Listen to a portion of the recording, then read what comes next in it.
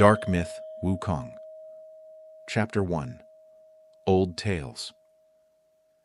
When I knelt before the Buddha, the moment the golden circlet left my head, I finally remembered who I truly am. Monkey, you've lost again. I'll give you another chance, but you still prostrate yourself at my feet. Back when you wreaked havoc in the heavenly palace, you said I tricked you, so I only suppressed you for 500 years. And now? Aren't you still the same as before? Kneeling at my feet, like a dog. Ah, no. You're not even as good as you were back then. You've even discarded your Rui Jingubang now. Ha ha ha ha ha ha. So what? Without my staff, I, old son, still have fists. You're nothing but a mere avatar.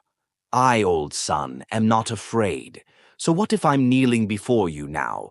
So what if you suppress me for another 500 years? When I sever the three corpses, that will be the day of your demise, Tathagata. Tathagata, you can't kill me. From the moment I was born, I have been one with this world. Unless you destroy everything, sooner or later I will strike you down with one blow. Kim Chen, is this your great disciple, son WuKong? Just a stone monkey. How dare you be so presumptuous in this great thunderclap temple? It seems this journey to the west has not taught you any wisdom. Before Tang Sanzang could say anything, the booming Buddhist chant of Tathagata echoed again. Monkey, in reality, you only have two paths now. Either accept my appointment as the Western heaven-fighting and victorious Buddha, and I will return your Rui Jingubang, or watch as the 10,000 monkeys and monkey descendants of Flower Fruit Mountain come to the Western heaven. I believe you know what to do.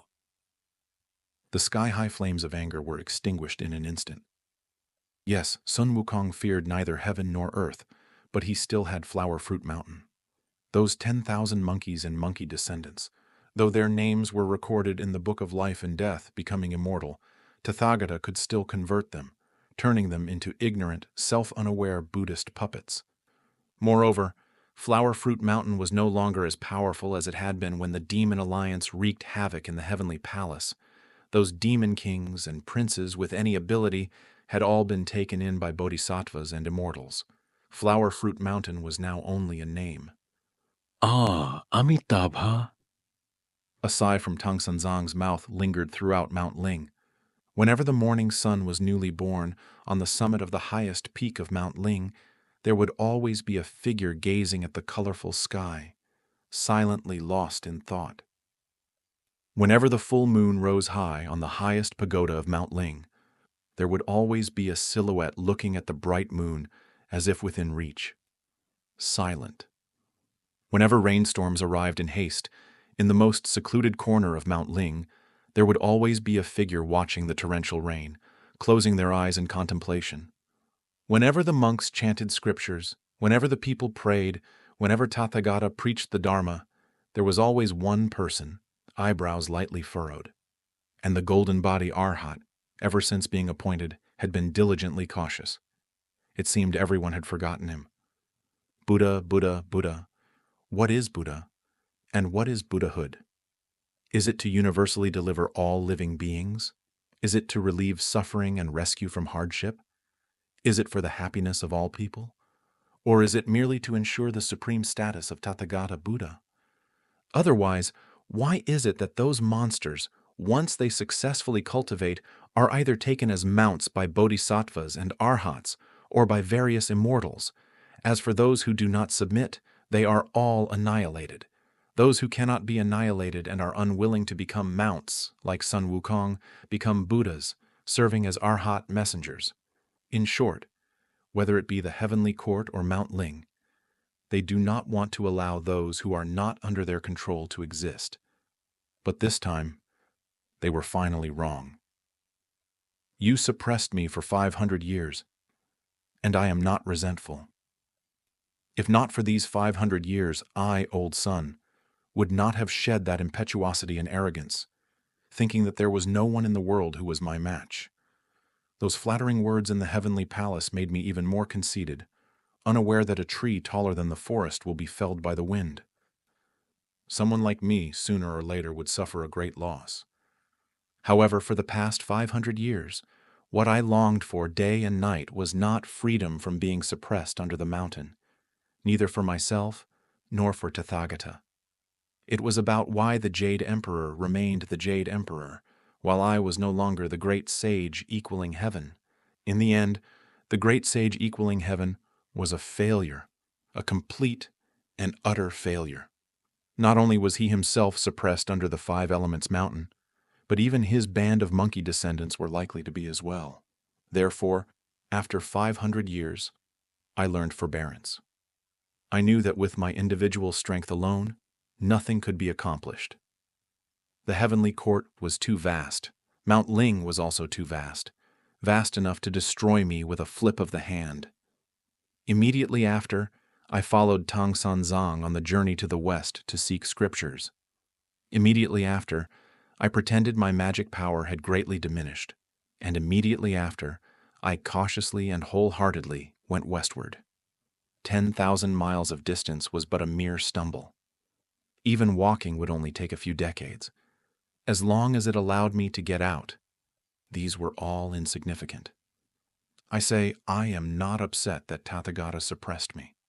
What I am upset about is that Tathagata was secretly planting 3,000 Buddhas on Mount Five Elements, chanting scriptures day and night, plotting to convert me, to make me take refuge. Take refuge? I spit on that. Actually, now upon careful recollection, this clumsy farce, from the very beginning, was full of flaws. It was just that I was ultimately too young and inexperienced, only a few hundred years old.